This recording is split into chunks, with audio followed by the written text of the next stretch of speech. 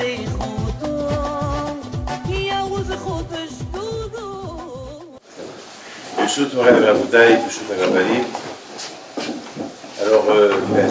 ce soir, cette semaine, c'est Matan Torah.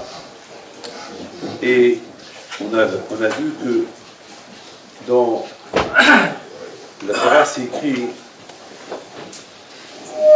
Vayahanu Befidim. Dans la paracha de la semaine dernière, c'est écrit que Vayahanu Befidim. Que Am Israël, ils ont campé à Refidim. Les Khamim, ils disent qu'on a vu toute la map du monde, on n'a pas vu un endroit qui s'appelle Refidim. Donc, c'est quoi Vayahanu Befidim? Mais la lettre chez Rafouidé et Dibetara. Donc, Khamim vient avec une idée extraordinaire qu'ils se sont relâchés de l'étude de la Torah. Voilà. Et c'est la raison pourquoi Amalek est venu. Pour nous rappeler que lorsqu'on se relâche de la Torah, Amalek, il est là. Voilà. Il ne faut pas oublier ça. Que chaque fois qu'il y a un relâchement, que notre contrée peut être hazek, il faut lire beaucoup de Moussa, il faut lire la Hassidout, il faut lire tout ce qui peut nous approcher à Kadosh Baruch. Il faut lire la Gemara et la Halakha, tout ça, c'est wallo. C'est pas sans le Moussa, ça. On reste toujours avec des mauvais midot. Toujours on reste avec des mauvais midot. Ce qui peut nettoyer le corps, c'est uniquement l'océan de Moussa, un peu de Hassidout. Je ne sais pas moi. Il faut lire. Moi, jamais je dors sans lire un peu des histoires, des tzadikim. Je ne peux pas dormir. Je dors avec des histoires. Ou je prends un livre de Moussa, des Gela Torah, des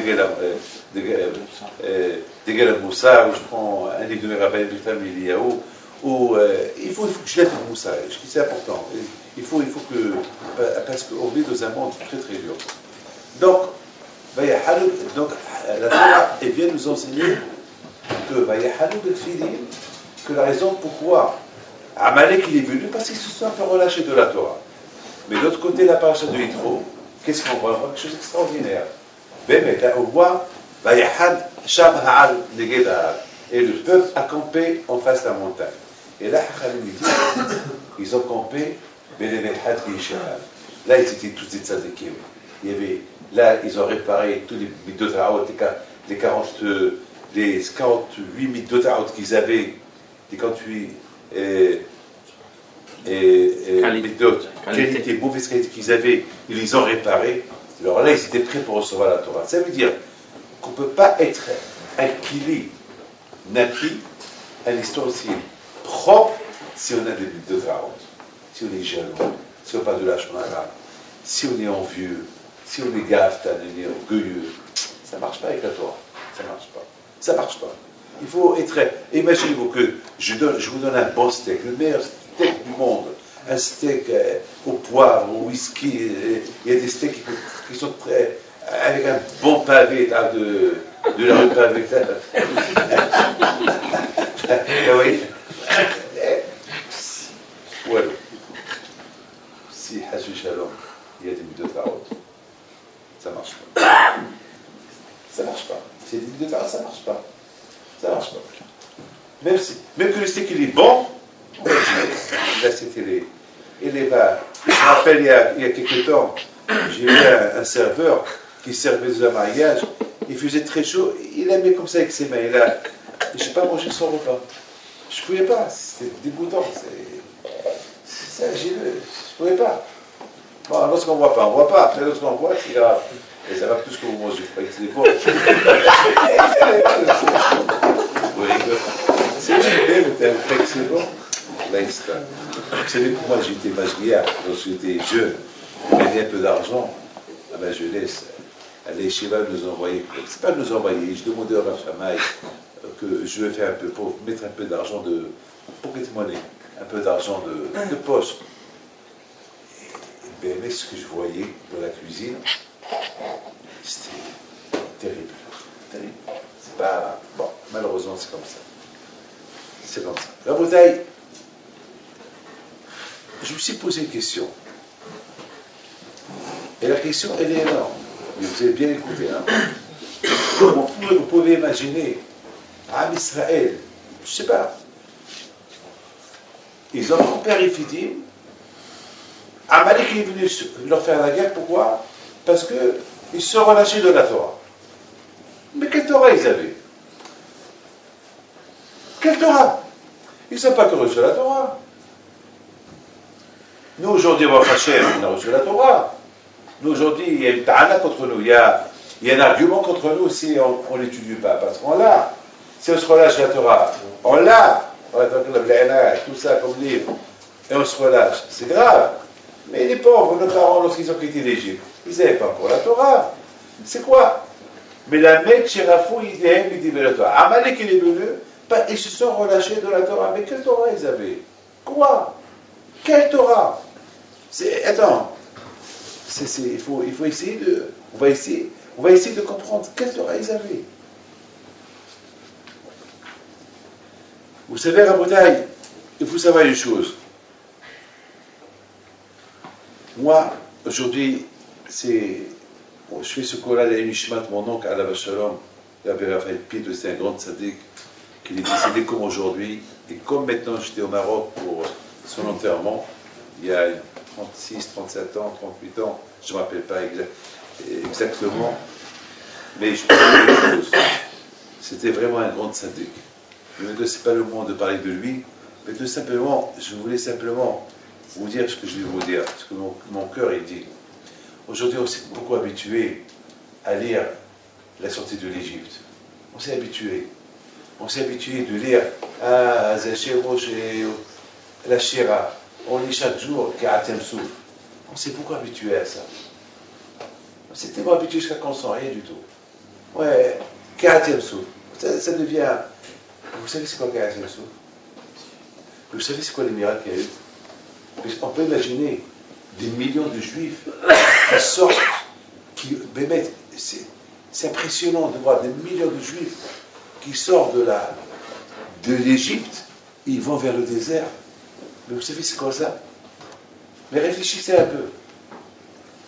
Réfléchissez un peu, c'est quoi ça? Regardez à Boudaï, combien on imite pas elle, combien on est émerveillé lorsque quelqu'un, l'Aïsta, qu'on lui annonce qu'il a la grave maladie, après on lui dit non, c'est une erreur médicale. Comment il va être content? Vous imaginez à Boudaï un peuple entier qui sort de l'Égypte. On les. Il n'y a pas dit pas à l'autre. Pourquoi il dit pas à l'autre? On n'est pas émotionné lorsqu'on lit là. On dirait que c'est. Non, ça s'est passé. Imaginez-vous à Shemishmor, vous êtes en train de voir un avion, à Shemishmor, un avion, que Shemishmor, il tombe fort, et rien n'arrive. Il n'explose pas, rien n'arrive. Waouh! Tout le monde va parler de ça. Et après, on va oublier. Alors maintenant, je vous pose une question. Comment faire pour ne pas oublier? Voilà, c'est ma question que je vous dis. Comment faire pour être émerveillé de la Sèche Moshe? Comment faire? Voilà, c'est une question que je vous pose. Comment faire? On dit à Pessah, Hayat Adam la Otet Atzmo qui lui a dit il faut avoir une sensation, il faut sentir comme si tu sortais d'Égypte. Comment? Quelqu'un qui veut passer une sinicha pour être rave, il révise. S'il ne révise pas, dès qu'il va perdre. Comme il y a une fille, elle me dit, je suis dégoûté des études. Je dis pourquoi? Elle me dit, parce que je sais que je vais perdre. Je dis pourquoi tu sais que tu vas perdre? Elle dit pas je sais pas, j'ai pas étudié. Voilà, j'admets. Bon, malheureusement, elle va perdre. C'est normal. Alors comment faire pour être toujours chaud, avoir toujours le cœur chaud, les mounas? Comment faire?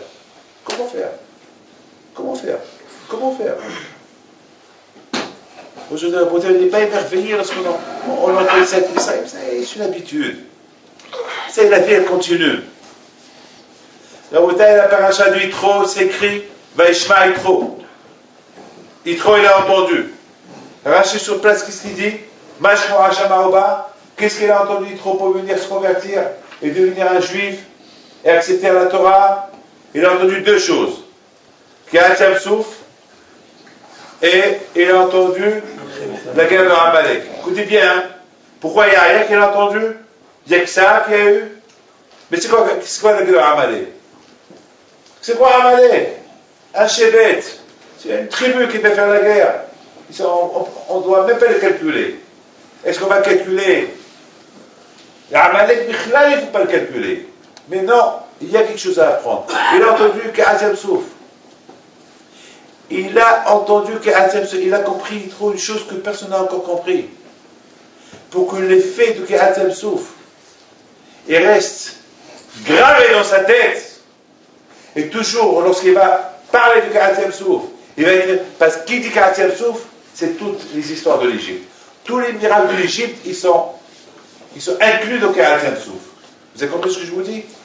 Ils sont inclus, parce que qu'At Yam-Souf, c'est la guerre finale de Hachem. Il y a le début de la guerre et la fin de la guerre. Il y a la sortie de l'Égypte, c'était avec une demi-victoire d'Hachem contre Paro.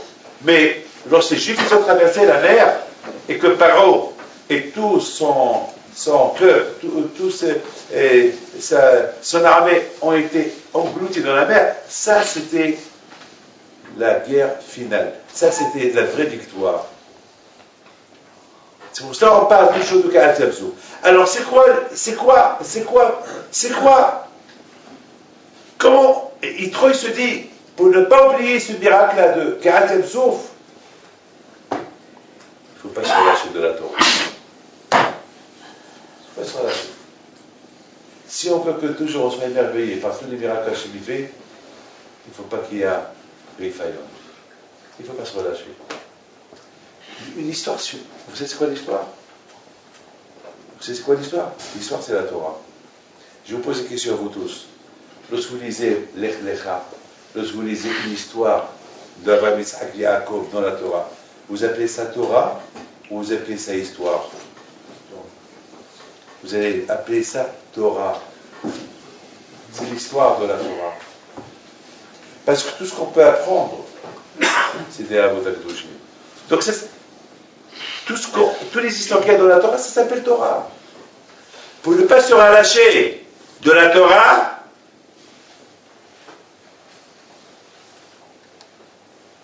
il faut la répéter. Même histoire. Moi, la bouteille, lorsque je lis une histoire le soir, Nat Sadik, c'est de la Torah. Qu'est-ce que vous croyez? Je lis une histoire. Non, je lis la Torah. J'apprends de cette histoire comment c'est la Kadosh Baruch Hu. Ça s'appelle Torah. Ça s'appelle Torah. Et c'est ça la bouteille, je pense. C'est ça, qu'est-ce que Yitro il a entendu? Il a entendu que pourquoi les Israël se sont relâchés, à tel point parce qu'ils se sont relâchés de la Torah, et à cause de ça, Amalek est venu les réveiller. Quelle Torah il y avait, on a posé comme question? Ils se sont relâchés de la Torah, de l'histoire. Ils ont oublié un peu le miracle de l'Égypte. Ils ont commencé un peu à s'habituer. Ça y est, comme nous on fait. Ah, c'est chez moi, j'ai oublié ça. C'était, voilà. Pour ne pas se relâcher de la Torah, il faut toujours, lorsque tu lis, c'est chez Moshe, il faut bien le lire. Parce que ça s'appelle Torah. Qui prie bien pendant la prière, il va bien étudier. Et c'est ça la bataille. C'est la raison pourquoi on nous a donné une paracha qui porte le nom de Yitro. Pour nous rappeler que Yitro lui-même, il a compris la tactique du Yitzhara. La tactique du Yitzhara, c'est pas que l'étude de la Torah, c'est important, mais les midot aussi, parce que toutes les histoires que la Torah nous raconte, on apprend de là des midot, comment se comporter, les bonnes actions, comment se comporter avec Hachem, avec le prochain. Et ça s'appelle Torah, c'est ça qui nous ouvre les portes pour pouvoir étudier la Torah et pour pouvoir faire les mitzvot. Et c'est ça la beauté. Ici, Am Israël sont arrivés, Vayahan, avec que Am Israël, ils ont campé, Belevehat, Kishehat, comme une seule personne, ils étaient prêts à recevoir la Torah, parce qu'ils ont réparé les midot. Comment ils ont réparé les midot? Ben, la référence des midot, c'est qui? Non, c'est qui? Les Avot. Abraham, Yaakov. C'est eux notre référence des bonnes midot. Moi, beaucoup de fois, je répète l'histoire de Rabbi Pito, l'histoire de Baal Shem Tov, une fois, une histoire de... Par exemple, je raconte une petite histoire que j'ai racontée hier, une histoire de Haribash Alav Shalom. C'est un des Rishonim, je crois qu'il y a 700 ans qu'il est décédé. C'était un grand... Il était le Rav d'Alger, en Algérie. Il a écrit un livre qui s'appelle Shkelot Tshuvot Haribash. C'est un sujet que j'adore, parce que ce que je raconte, c'est impressionnant. Qu'il y avait un jour, je pense, c'est l'armée espagnole qu'ils ont voulu occuper l'Algérie. Et ils sont venus 300-400 bateaux, une grande armée. Et voilà, ils sont venus chez le roi, ils n'étaient pas prêts, ils ne sont pas équipés, ils n'ont rien. Ben, ils sont partis chez l'Oribash. Et nous, s'ils rentrent, non seulement que nous on est en danger, mais les Juifs aussi ils sont en danger. Les Juifs d'Alger ils sont en danger. L'Oribash à la Vachal leur a dit où ils sont. Ben, ils sont peut-être 1 kilomètre, 2 kilomètres. Il a dit bon, jusqu'à qu'ils arrivent, ils vont arriver encore peut-être 3 quarts d'heure, 1 heure. Laissez-moi étudier encore un peu la Torah. Je suis en train de répondre une réponse à quelqu'un. Vous vous rendez compte? On lui dit, mais on est en danger. Il a dit, je sais. Vous savez qu'ils arrivent à 1 heure. Qu'est-ce que je vais faire là-bas pendant 1 heure en train de les voir? Laissez-moi, ça y est. Lorsque vous commencez à voir qu'ils se préparent à se désembarquer dans des petits bateaux pour venir, là vous venez m'appeler. Mettez, ils sont encore loin, à 20 km, laissez-moi encore étudier.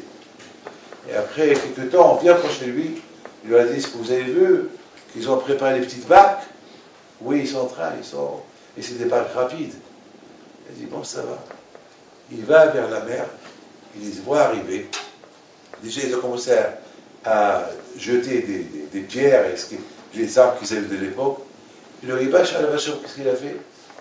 Il a pris un stylo, il a écrit ce qu'il a écrit dans un papier, il l'a jeté dans la mer. C'est tout. C'est une histoire. Je crois même à la Pida, à la Shalom, il ramène cette histoire-là. C'est de la folie. Et il y a eu le roi Sahara dans la mer. Et la mer, il y a eu le roi Sahara. Il y a eu des tempêtes dans la mer. Tout. Et tous ces bateaux, ils sont cassés. Et c'est une victoire sans guerre. Mais ce qui m'a impressionné dans l'histoire, c'est pas le miracle. Ce qui m'a impressionné dans l'histoire, c'est le tzaddik, comment il ne veut pas perdre son temps dans l'étude. C'est ça ce qui m'a impressionné. C'est pas le miracle qu'il a fait. Le miracle qu'il a fait, Makamash Malan, le tzaddik peut essayer de faire de miracles. Moi j'ai vu des gens qui n'ont pas de barbe, des gens simples, des gens simples, qui sont, ils ne savent même pas lire. Ils ont une émouna en Kadosh Baruch Hu, comme un match ce qu'ils demandent à Hachem, Kadosh Baruch Hu les répond. Alors que nous, on prie du matin au soir, et Hachem, il ne répond pas. Et eux, ils viennent. Vous connaissez cette fameuse histoire? Une fois, il n'y avait pas de pluie dans une ville. Ils sont venus chez Baal Shem Tov, leur a dit, bon, vous savez, avec tout ce qu'on peut faire, on va rien, on va pas réussir. Il faut aller chez le tel et tel, un pauvre, Amaharet, il faut qu'on l'invite à faire Shalat Tzibour. Et lui, il va nous apporter la pluie. Je lui ai dit, il ne sait même pas lire. Il ne sait même pas lire. Mais il a l'aïmouna. Appelez-le. Ils sont partis lui proposer. Il leur a dit, moi Shalat Tzibour, je ne peux pas, je ne sais pas. Il ne sait pas. Le pauvre, il arrive, tout le monde qui le regarde, lui il était rouge. Et bien Hachem lui dit, prie pour moi. Il ne sait pas. Et qu'est-ce qu'il a commencé à faire? Il a commencé à dire Aleph Bet. Aleph Bet qui veut d'allaiter Vav. Tout le monde qui regarde vers Hachem Tov. Hachem Tov, il avait le visage en feu. Il était concentré dans le Aleph Bet qui disait le pauvre, le Amaharet, soit le Et vers la fin, il dit Hachem, on m'a dit de prier. Moi, je ne sais pas prier. Moi, je t'aime. Je crois en toi. Toi, Hachem, tu prends le Aleph Bet que j'ai dit et tu te composes une prière pour toi et tu sais ce qu'on a besoin. On a besoin de la pluie. Alors compose une prière qu'elle a un lien avec la pluie avec les mots, avec les lettres que j'ai dit, et apporte la pluie. Il a établi sa prière, la pluie a commencé à tomber. Ça c'est pour vous dire que ça c'est des histoires, on en a beaucoup des histoires. C'est pas ça le plus important. Le plus important c'est ce tzaddik-là, comment il ne s'est pas relâché de la Torah.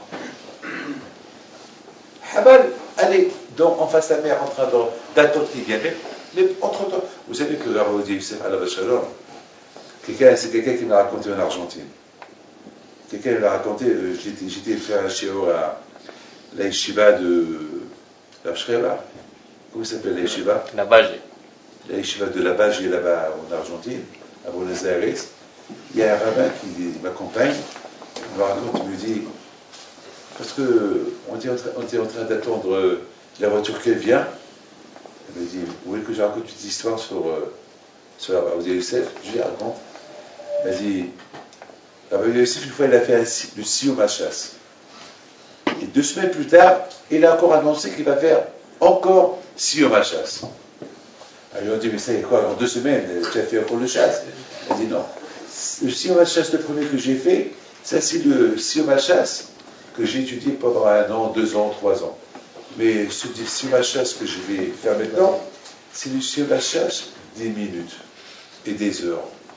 Je me dis, c'est quoi le Siyum HaShas des minutes et des heures? Il a dit, je vous dirai si vous venez au Siyum.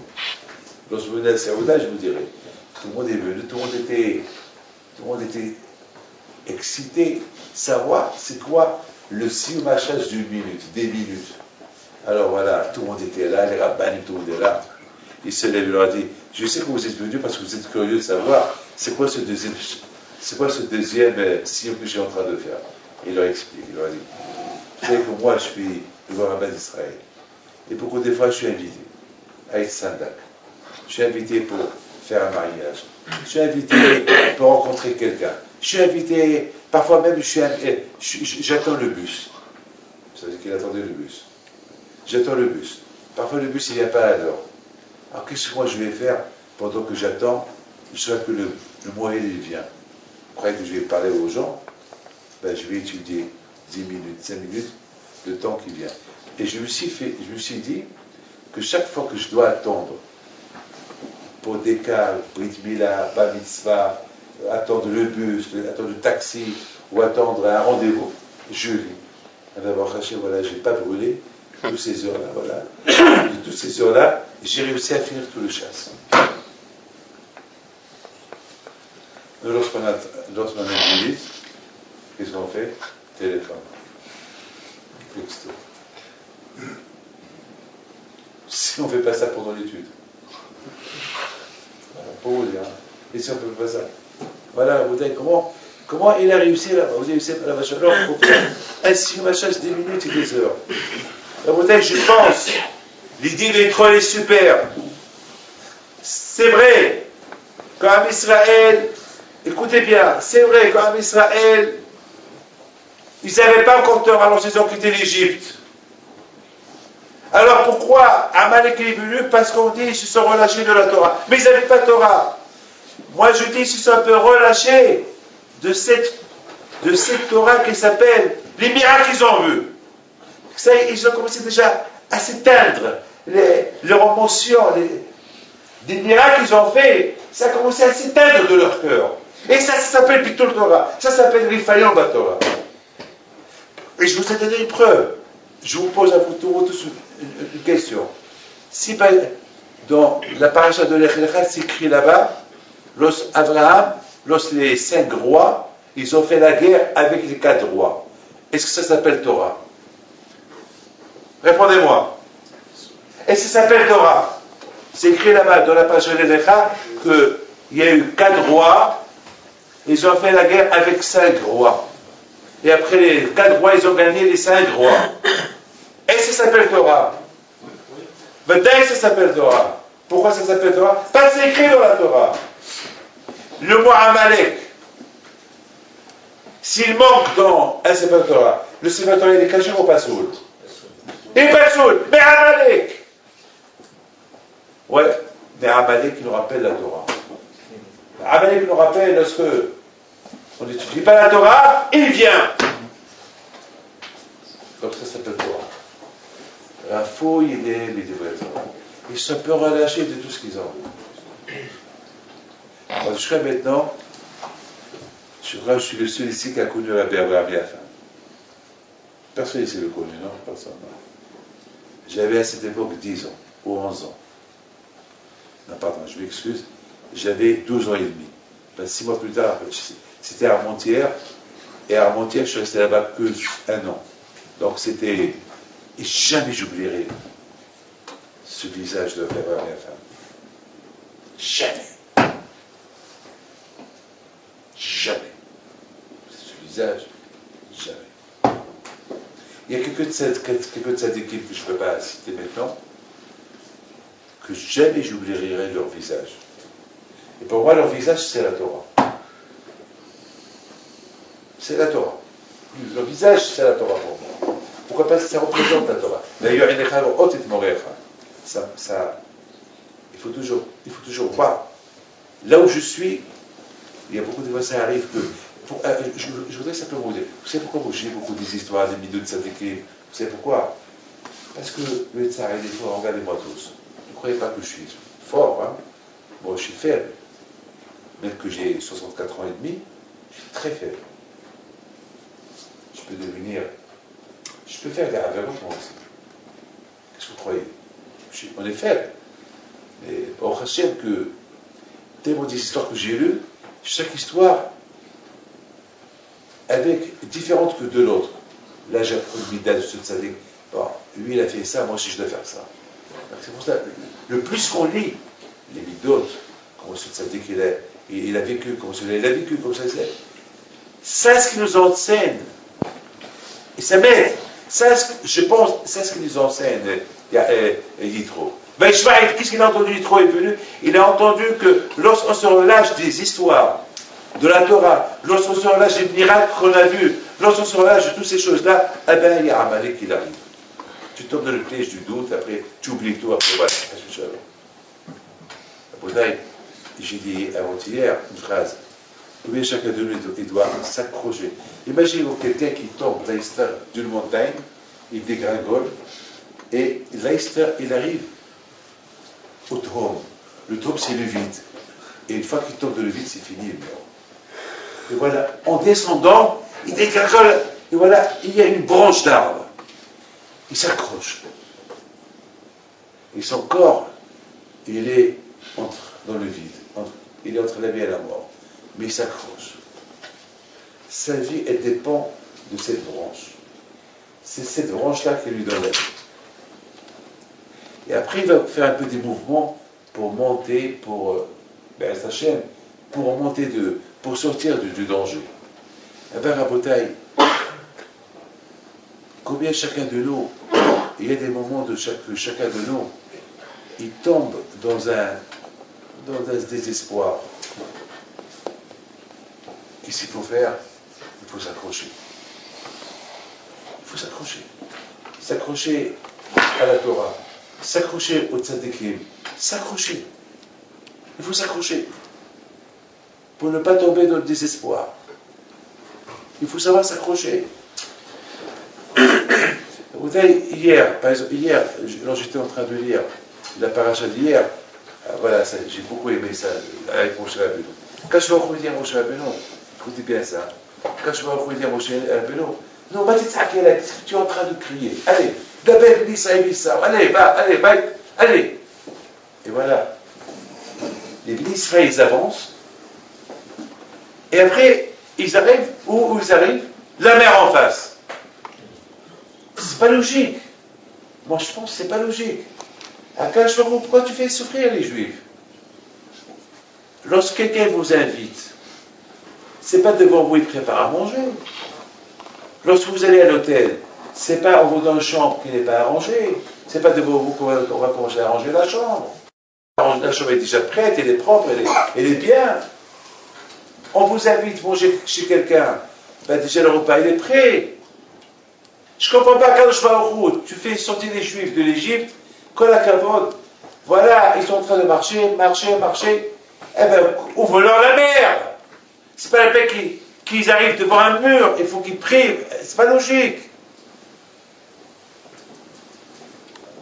C'est la question que je me suis posée hier. C'est pas logique. Pourquoi tu fais ça? C'est quoi ton but? C'est quoi ton but? Pourquoi tu me fais souffrir? Pourquoi? Et en plus, lorsque j'ai commencé à crier, quand je mettais mon chemin, allez, il avait ça, allez, dis-leur de continuer. Continuer où? Mais il y a la mer. Il y a un mur en face. Elle est où? Pourquoi Hachem tu fais ça? Alors, la beauté, il faut savoir, Hachem, il a voulu nous enseigner un enseignement extraordinaire. Et ça, je l'ai appris de M. Shishportish. Lorsqu'il a dit que pendant les 4 heures qu'il était avec le terroriste, et le terroriste, il est menacé de les tuer, il menacé de tuer tous les otages, il voyait les 4 corps par terre, il a dit, je sentais la présence d'Hachem chaque seconde. Je sentais la présence d'Hachem à chaque seconde. Pas chaque seconde que le monsieur ne tire pas sur eux, c'est la vie, un cadeau d'Hachem. Et tout ce que j'ai dit, je suis protège, mais Khamim, ils disent, pour chaque seconde qu'on respire, Al-Kol Nishima Vinishima, parce que le Malach Mavet est à côté aussi. Il attend que ça, il attend que étrangler, prendre l'âme de chacun. Et Hachem, il protège. Al-Kol Nishima, chaque seconde qu'on respire, Kadosh Baruch Hu fait un miracle. Combien de merci à Kadosh Baruch Hu. Merci à Kadosh Baruch Hu. Merci que je respire et je continue. Merci à Hachem. Ça m'a réveillé. Ça m'a réveillé. Finalement, M. Shishportish, ce que tu nous as dit, ce que tu as vécu pendant ces 4 heures-là, c'est vrai, tu les as vécus, tu les as sentis. Dommage que nous on s'en passe ça chaque seconde. Toi, tu as vu ça, Mamash Beforal. Tu as vu ça en réalité. Nous, malheureusement, on ne voit pas ça. On est habitué à respirer. On oublie qu'il faut dire merci à Hachem. On s'oublie. La bouteille, il faut savoir une chose. Akadosh Baruch Hu, Baruch Hachem, on prie, il nous répond. Akadosh Baruch Hu, il a programmé notre voie, notre vie, du début jusqu'à la fin. Baruch Hachem, notre vie, elle est programmée déjà chez Akadosh Baruch Hu. La panacée, elle est programmée. Combien des enfants on va avoir? C'est programmé. Qu'est-ce qu'on va faire? C'est programmé. On va voyager. Et tout est programmé. Donc on s'habitue au programme. On se lève le matin, c'est programmé. Cigarette. Ça aussi c'est programmé peut-être. Un café. Ça aussi c'est programmé. Et on va. Ça aussi c'est programmé. Tout est programmé. Mais il y a une chose qui n'est pas programmée dans ta tête. Tu peux avoir tout de suite un stop. Un mur en face de toi. D'où ça vient ce mur-là? Mais d'où ça vient?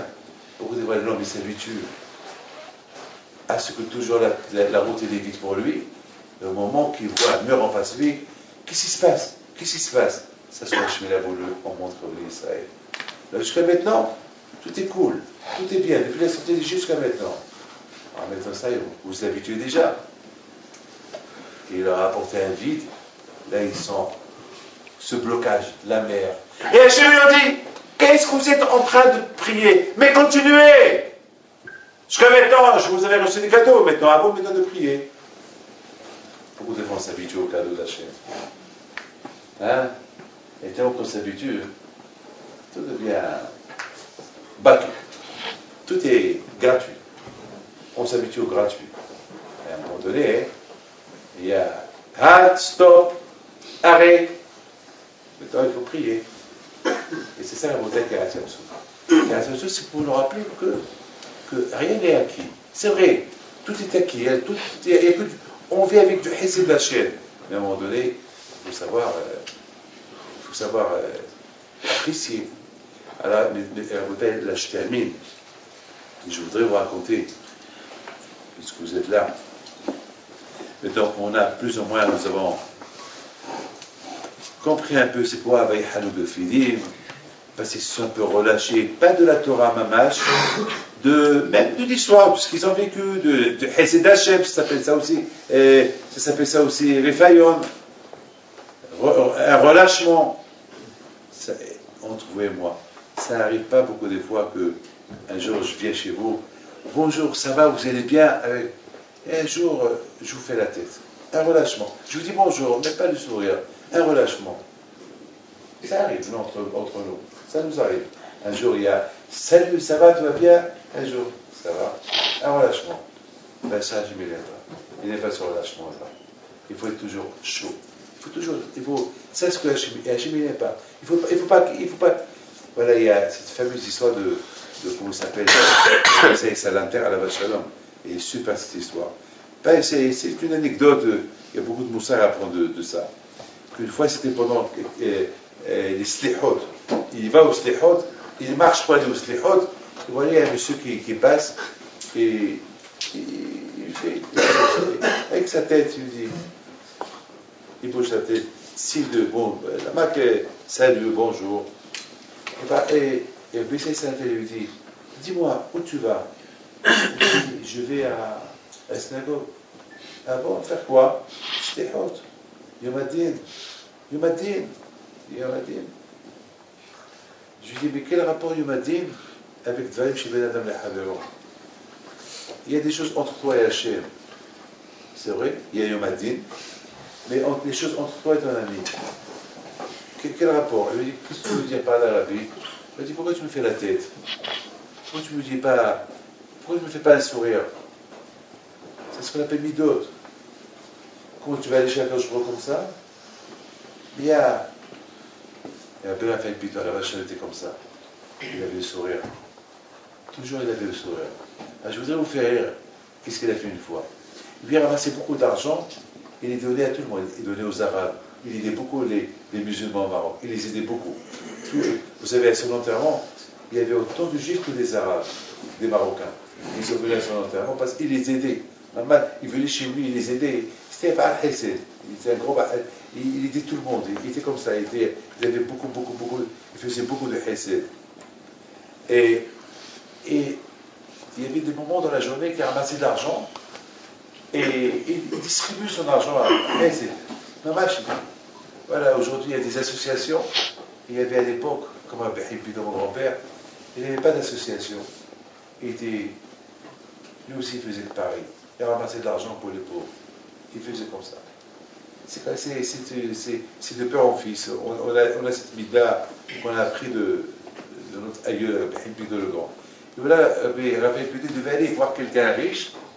Voilà, de loin, il voit que ce riche-là, il était dans un taxi. Et le taxi venait. Alors, Raphaël Pété s'est dit, attends, je devais aller chez lui, chaque semaine, il me donne temps, mais qu'est-ce qu'il fait? Il traverse la rue, il se met entre lui et le taxi. Ce que le taxi a fait, il a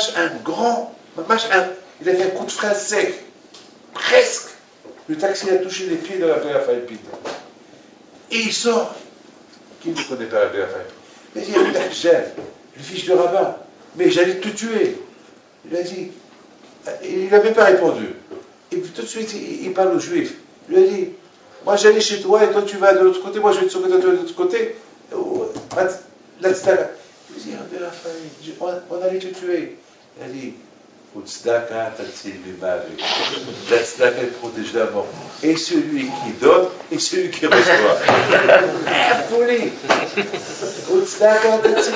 Et celui qui donne, et celui qui reçoit. J'ai pas peur. Allez, donc là, vite. Voilà.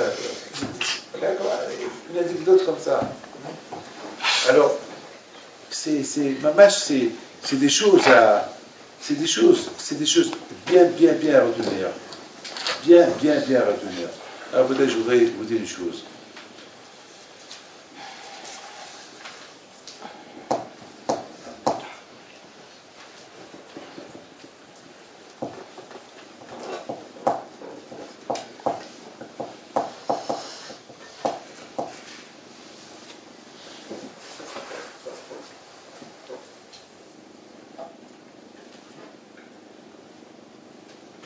Nous sommes cette semaine, si Dieu c'est Toubishvat.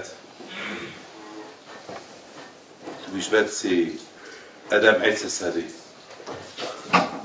Voilà, c'est tout ce que j'ai à vous dire. Adam El Sassadeh. L'homme, on le compare à un arbre. On le compare à un arbre.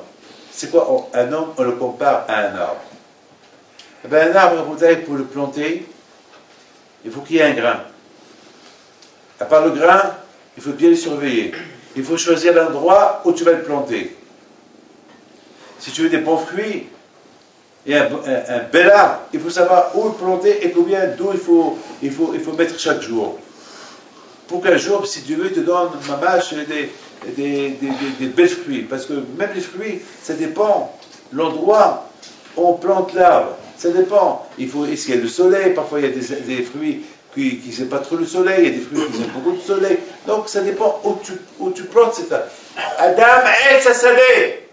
C'est-à-dire que l'homme, c'est comme un arbre. Ça dépend qui ce qu'il fréquente. Quel yeshiva il va. C'est qui ses copains. Avec qui il parle. Qu'est-ce qu'il voit avec ses yeux. C'est vrai, il va voir, il va faire des fruits, oui, mais il se peut qu'il va faire des fruits qui sont secs, des fruits qui ne sont pas bien, des fruits qui sont pourris, des fruits qui sont immangeables. Adam El Sassadeh, maman, il faut prendre l'exemple de Al-Sadeh, de l'arbre. L'homme, on le compare à l'arbre, ça dépend. Si on met dans un arbre trop d'eau tout le temps, ça y est, l'arbre il va tomber, il va pas pousser. Il faut savoir si par exemple on veut planter par exemple une pomme, alors tu ne vas pas apporter un grain d'une orange ou un grain d'une date, non, c'est pas ça, c'est pas ce que tu veux une pomme. Adam El Sassadeh, on prend exemple de là, et c'est la raison pourquoi cette fête-là, elle tombe entre entre Hanouka et quoi? Et Purim. Pourquoi entre Hanouka et Purim? Hanouka, c'est la fête de la Neshama, que Baruch Hashem n'a pas été assimilé par les Grecs. Et Hanouka et Purim, c'est la fête du corps que Haman n'a pas tué. Baruch Hashem, voilà, quand je vois où il t'a épargné, maintenant, à toi, l'homme, à toi maintenant de prendre exemple. Comment faire vivre ta Neshama, comment faire vivre ton corps. Il faut savoir quel grain tu te plantes, qu'est-ce que tu lis, qu'est-ce que tu fais, qu'est-ce que tu vois. Tu veux être un bel Torah, tu veux être quoi? Tu veux être un Shemishmor, tu veux être quelqu'un. Aussi, n'oublie pas une chose, que l'arbre est dans des fruits chaque année. L'homme aussi va faire des enfants, et ces enfants, est-ce qu'ils vont ressembler aux parents? Est-ce qu'ils vont être, quel style d'enfant ils vont être? Lorsque le père il va être, l'enfant il va être. Donc, la fête de Toubishvat, c'est la fête que Adam El Sassadeh. Ça veut dire un point d'interrogation. Au moment où on est en train de manger des fruits, à part beaucoup des raisons pourquoi on fait les gilgoulim, beaucoup des choses que Haram dit pourquoi on fait le Toubishvat, mais n'oubliez pas la phrase capitale, qui est Adam El Sassadeh. On compare l'homme à quoi? El Sassadeh. On compare l'homme à un arbre qui est dans un champ. On est raboté dans un champ Sadeh. Esav Is-Sadeh. Esav, c'était un homme de rue. Et raboté, on vit dans la rue. Malheureusement, on est obligé de passer la rue. Mais on doit être on doit être attaché à la Torah. On ne vit pas toute la journée à la yeshiva, on est obligé de sortir dans la rue. On est obligé. On est obligé de prendre des métros, on est obligé de prendre des avions, on est obligé de prendre les bus, etc. On est obligé. Alors quoi? On est dans les rues. On est obligé d'aller faire les achats. Qu'est-ce qu'on va faire? Il faut faire attention. Il faut être Eitz. Eitz, on compare la Torah à un Eitz, à un arbre. Lorsqu'on étudie la Torah, et on sait comment s'arroser par la Torah, et on sait comment on grandit avec la Torah, on va être protégé de l'arbre. Sinon, on va être un Eitz Bassadeh. On va être un Eitz Bassadeh. On va être un arbre qui pousse dans la rue. Les gens qui sont tout le temps dans la rue. les gens de rue. Et qui c'est dans la rue, il n'y a que des choses qui ne sont pas bien. Dans la bouteille, ça, il faut bien retenir ça. Il faut bien retenir que Toubishvat, c'est pour le rappeler, pour ne pas être Etz Bassadé, on doit être Etz, qui est Etz de la Yeshiva, de le Kollel, de le Beth Midrash, de la synagogue, pour pouvoir être protégé lorsqu'on sort Bassadé. Lorsqu'on sort dans la Simah Shalom, le danger de la rue et des grands. Donc, à côté, comme je vous ai dit, il faut toujours s'accrocher aux histoires des tzadikim, s'accrocher à l'étude de la Torah pour être toujours Etz Bassadé. Et que les zéros de Rabbi Raphaël Pido, Al Shalom, chez Ayon, chez Dvakash, Bishvash, Rakim Azé,